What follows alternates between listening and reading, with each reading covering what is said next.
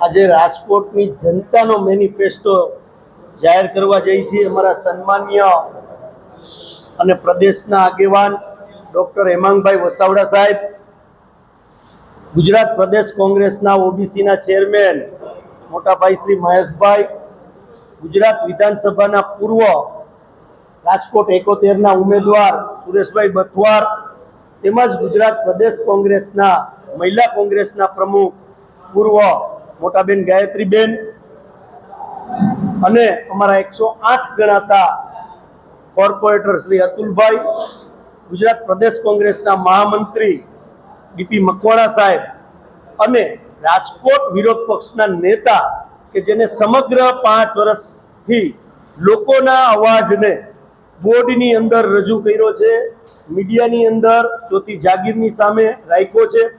હવે જ્યારે સ્થાનિક સ્વરાજની ચૂંટણી આવી રહી છે ત્યારે સમગ્ર ગુજરાતની અંદર આજે પ્રજાનો મેનિફેસ્ટો એટલે કે પ્રજા પાસેથી જે અમે રાજકોટમાં ફર્યા અને જે સૂચનો મળ્યા છે એ પ્રમાણનો મેનિફેસ્ટો અમે બનાવ્યો છે। આજે અમે રાજકોટની જનતાને આપના વતી ખાતરી આપીએ છીએ કે અમે જે મુદ્દા જાહેર કરશું અને રાજકોટની પ્રજાનો આશીર્વાદ કોંગ્રેસને મળશે તો પહેલી જ જે અમારી સ્ટેન્ડિંગની મીટિંગ મળશે એમની મીટિંગની અંદર આ તમામ મુદ્દાઓને આવરી લેવામાં આવશે કે નહીં કે બીજી પાર્ટીઓની ઘોડે મેનિફેસ્ટો ડિક્લેર કરીને સત્તામાં આવ્યા પછી એ મેનિફેસ્ટો અભેરાએ ચડાવી દેવાનું જે કામ બીજી પાર્ટીઓ કર્યું છે એવું કામ અમે નહીં કરીએ। આ વચન અને આ કમિટમેન્ટ રાજકોટની જનતાને આપીએ છીએ। 1 બાય 1 જે અમે મુદ્દા લેવાના છીએ એ આપની સમક્ષ આજે તમામ અમારા કોંગ્રેસના સિનિયર આગેવાનો ની મંજૂરીથી હું આપની સમક્ષ રજૂ કરું છું। જે મુદ્દો છે કે નવા ભળેલા વિસ્તારોમાં વિશેષ વિકાસ પેકેજ એમાં ખાસ કરીને માધાપર, મનરપુર, ઘંટેશ્વર, મુંજકા, મોટા મવા, કોઠારિયા જેવા અનેક જે ગ્રામ્ય વિસ્તારો છે એ જે શહેરી વિસ્તારોમાં ભળ્યા છે પણ આજની જગ્યાએ ત્યાં શૂન્ય સુવિધાઓ સ્થાનિક સ્વરાજની છે, આજે પણ બંબાતી પાણી જાય છે, એ તમામ સુવિધાઓ અમે સત્તામાં આવશું તો નવા ભળેલા વિસ્તારોની અંદર અમે તાત્કાલિક ધોરણે કામ ચાલુ કરી દઈશું।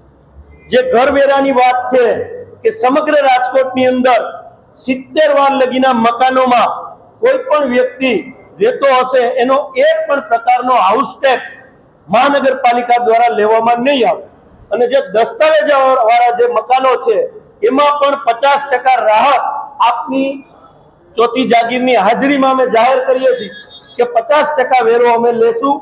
70 વાર લગીના મકાનોનો સંપૂર્ણ વેરો માફ કરશું। ત્રીજો જે અમારો મુદ્દો છે ખાસ કરીને પાણી વ્યવસ્થા 15 મિનિટ આવે છે એમાં 45 મિનિટ અને વગર મીટરે વગર ચાર્જે 45 મિનિટ અમે રાજકોટની જનતાને વચન આપીએ છીએ કે કોંગ્રેસનું બોર્ડ સત્તામાં આવશે તો 45 મિનિટ પાણી આપશું।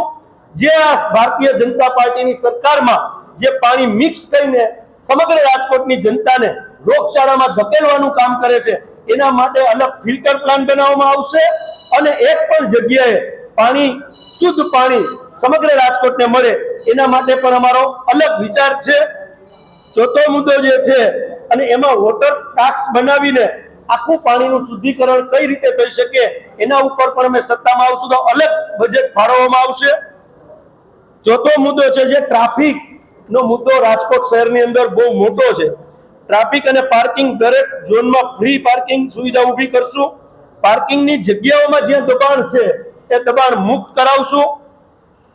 પાંચમો મુદ્દો છે જે સિટી બસ કે ભૂતકાળની અંદર આપ બધા જાણો છો કે સિટી બસ છેવાડા લગીને જતી હતી, આપણે માત્ર બીઆરટીએસમાં ખર્ચાઓ કર્યા, ભારતીય જનતા પાર્ટીએ ભ્રષ્ટાચાર કર્યો પણ બસો છે એ બહેનોને આજે પણ રિક્ષામાં બેસીને એક જગ્યાએથી બસ પકડવી પડે છે।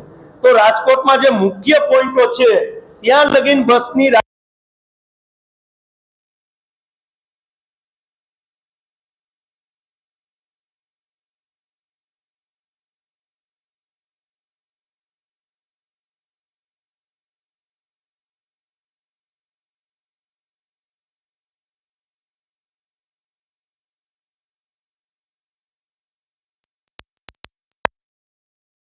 ની અંદર એટલા ભ્રષ્ટાચારો થયા છે કે કોઈ લોકોએ 10 વર્ષ માટે સરકારી બિલ્ડિંગ આપ્યું હોય પણ સેટિંગ કરીને ભ્રષ્ટાચાર કરીને 35 વર્ષ લગીન સરકારી સ્કૂલો આપી દીધા. અનેક બનાવો રાજકોટ મહાનગરપાલિકામાં બન્યા છે.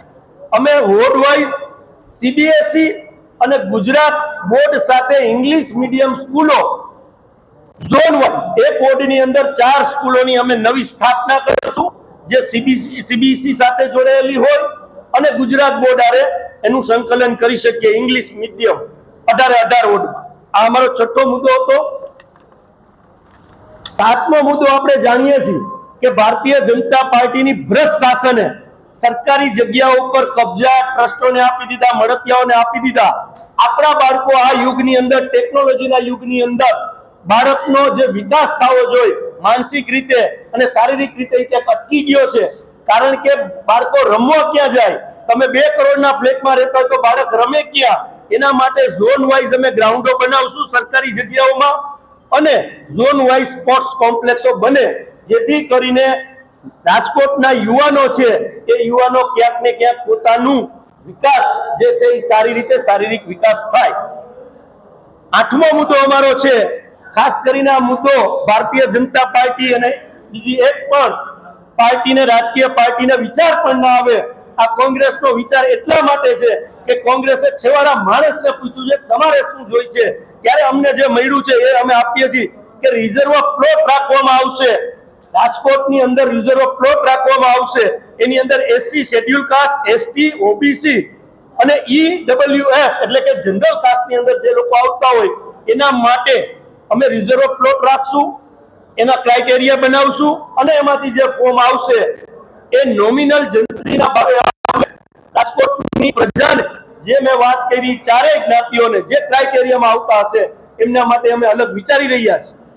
9મો મુદ્દો અમારો છે મહિલાઓ માટે કે મહિલા માટે વિશેષ યોજના, મહિલાઓ માટે મહિલા કોચ ધરાવતું ફ્રી જીમ આખા રાજકોટમાં ખાલી બહેનો માટે ફ્રી 1 પણ રૂપિયાની ફી વગર અને મહિલા ત્યાં કોચમાં હોય એવું ઝોન વાઇઝ એક જીમ બનાવશું વોર્ડ વાઇઝ.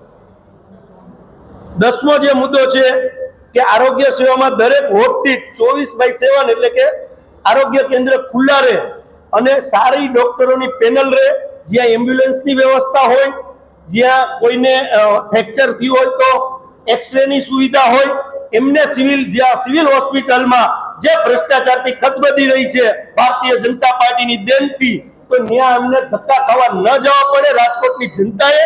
એના માટે પણ અમે વિચારીએ છીએ એક વોર્ડની અંદર અમે 24/7 સારું આરોગ્ય કેન્દ્ર કે ફોટો પડાવવા સિવિલે જવું પડે એવું નહીં, સામાન્ય ટ્રીટમેન્ટ છે એ વોર્ડમાં થઈ જાય. આ પણ અમે રાજકોટની જનતાને તમારા વતી ચોથી જાગીર વતી કમિટમેન્ટ આપીએ છીએ.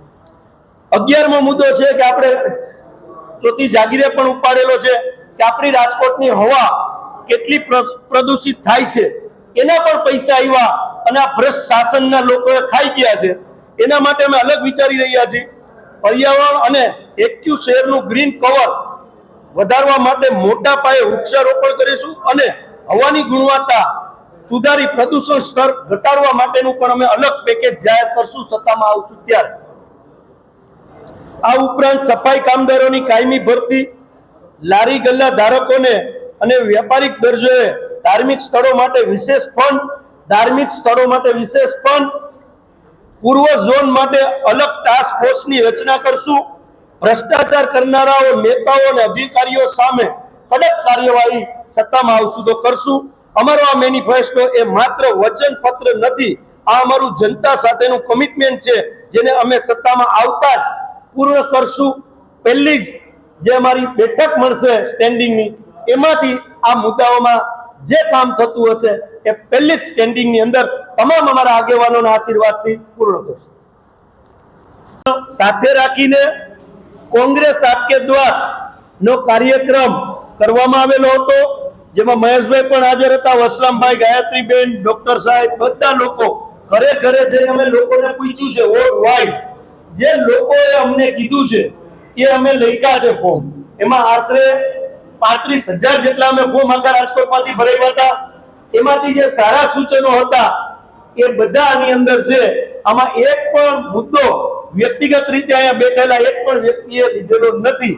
પ્રજાનો અવાજ એટલે કોંગ્રેસનો મેનિફેસ્ટો આ પ્રજાનો અવાજ છે, રાજકોટની જનતાનો જે અવાજ છે એ અમે તમારી પાસે રજૂ કર્યો.